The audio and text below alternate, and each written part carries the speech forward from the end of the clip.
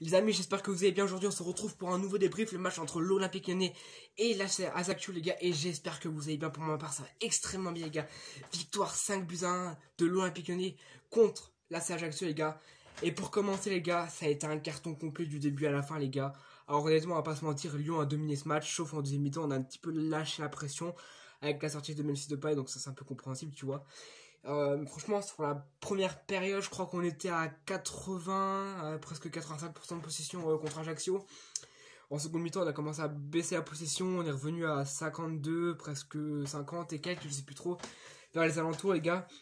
Bref on s'en fout tout ça, l'importance c'est qu'on passe. On est passé avec une excellente victoire qui est de 5-1 les gars. Les buteurs, on a Memphis qui ouvre le bal, hein. Franchement, il n'y a pas à dire, c'est Memphis quoi. Slimani qui marque son premier but et ça fait extrêmement plaisir. Je voulais tellement qu'il marque ce joueur. Ensuite, on a un but de Maxwell Cornet. Il le dit lui-même, il est attiré par le but. Donc ça, c'est compréhensible aussi. Tu vois, parce que normalement, il a été reconverti en ailier gauche. Donc normalement, c'est un attaquant. Ensuite, les gars, on a un but de la pépite. Le Saint Graal, la pépite. Ryan Cherki. Pourquoi, mec, tu marques pas en championnat? J'ai trop hâte que tu marques en Ligue 1. J'ai trop hâte. Et pour finir, les gars, le petit penalty de Houssem Aouar, ça fait penser au petit penalty que Neymar y tire. Mais Neymar, c'est encore 2 fois plus long que Aouar. Mais bref, ça fait tous les joueurs qu'on marqué là, que je viens de vous citer. Ça me fait extrêmement plaisir de les voir tirer et de les voir marquer, les gars. Et il y a Riyad Nouri qui a réduit le score à la 90e minute sur penalty. Apparemment, une main de Jamel Belhamri, les gars. Mais attendez. Les gars, il avait les mains comme ça dans le dos. Je vois pas comment tu peux siffler penalty. Le mec, il a les bras dans le dos. Normalement, ça fait pas action de jeu. S'il a les mains dans le dos, c'est... Non, je suis désolé, tu peux pas te permettre de siffler penalty sur ça. Après, les gars, c'est comme le commentateur de Eurosport, il disait là. Il peut se permettre parce qu'il y a 5-1. Mais honnêtement, les gars, il y aurait eu, je sais pas, il y aurait eu 2-0. Le penalty, il se sifflait pas. Le penalty, il y aurait eu 2-0. Il le sifflait pas. Là, c'était juste permis, c'est pour que la défaite de Ajaccio soit moins lourde. Mais honnêtement, à 1-0 ou 2-0, le penalty, il n'existait même pas. Entre vous et moi, les gars, sans déconner. Donc, les gars, franchement, voilà. Franchement, les gars, je remets honnêtement le trophée du match, je remets à Bruno Guimaraes. Il a été partout. La passe décisive, ou les passes décisives qui permettent au but, il était partout. Il fait la passe, ça fait but. Il fait la passe sans de Silvio, ça fait but. Il était partout. Il mérite le trophée du match ce joueur, les gars. C'était incroyable. Vous pouvez pas savoir comment ce match, il était waouh. Donc voilà les gars, large victoire de l'Olympique Lyonnais les gars. Les gars, je suis trop content. J'étais tout bien aujourd'hui, j'étais dans mon move, j'étais faire ce que je devais faire, j'étais en salle, etc. Je suis rentré directement, j'ai mis le maillot sur moi pour leur porter chance et au final on gagne 5-1. C'est pas magnifique les gars? C'est pas magnifique? Et le commentateur, parce que je calcule pas tout, le commentateur il a dit à la fin du match, 16 buts marqués en 5 matchs, 1 but encaissé. 1 but encaissé sur 5 matchs avec 16 buts de marqués les gars. En calculant le match de Coupe de France bien sûr. Hein. Mais wow les gars c'est incroyable. Tu retires le match de la Coupe de France les gars. Et bon, honnêtement ça nous fait un total de 11 buts. Ouais attends. Ouais ça nous fait 11 buts en 4 matchs. 1 but encaissé c'est le but qu'on a pris contre Metz. C'est tout.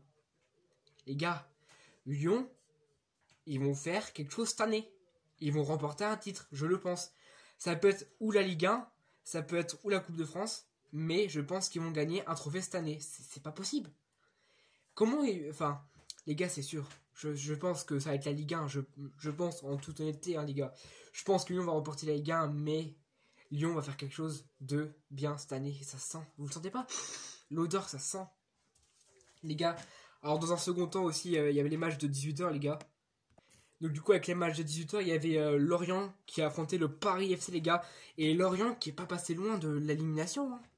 Heureusement que Yohan Wissa a marqué sur penalty et Terren Moufi, si mes souvenirs sont exacts, ils ont marqué. Mais sinon c'était le Paris FC qui a ouvert le score les gars. Et dans les 2 rencontres de 18h, c'est les clubs de Ligue 2 qui ont ouvert le score. Les gars, waouh. Donc là on a Lorient qui passe face au Paris FC.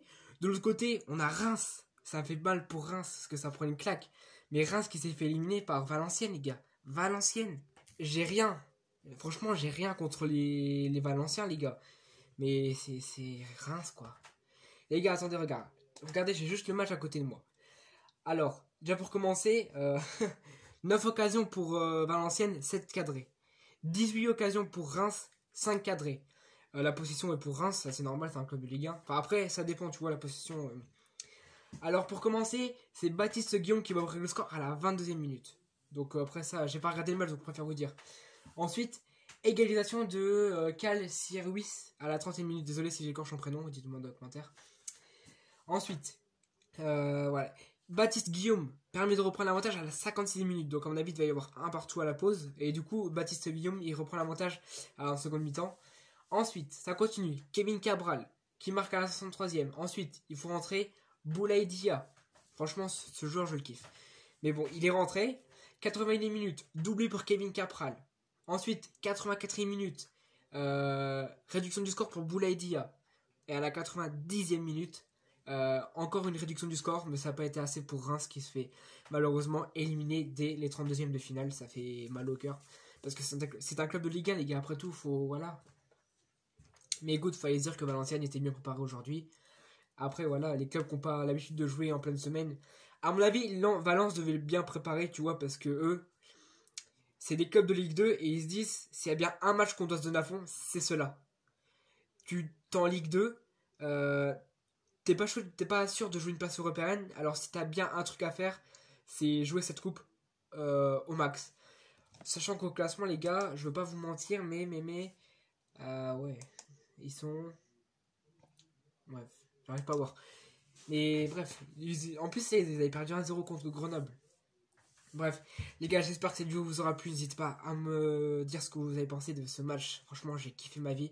Les 5 buts et tout. Voilà. À vous abonner si vous aimez bien ma chaîne. À liker la vidéo si vous kiffez cette vidéo. Et à partager, ça fait toujours plaisir. Voilà, moi je vous dis à la prochaine fois. Je vous dis surtout à jeudi pour la vidéo sur les pronos de Ligue 1. Hein, j'ai pas oublié. On fera un détail de tous les pronos qui sont passés et qui sont pas passés ce week-end. Et du coup, voilà, c'était Rock. Merci d'avoir regardé ma vidéo. Passez une belle nuit. Passez une belle nuit, les gars. Ça fait plaisir. Ciao, c'était Rock.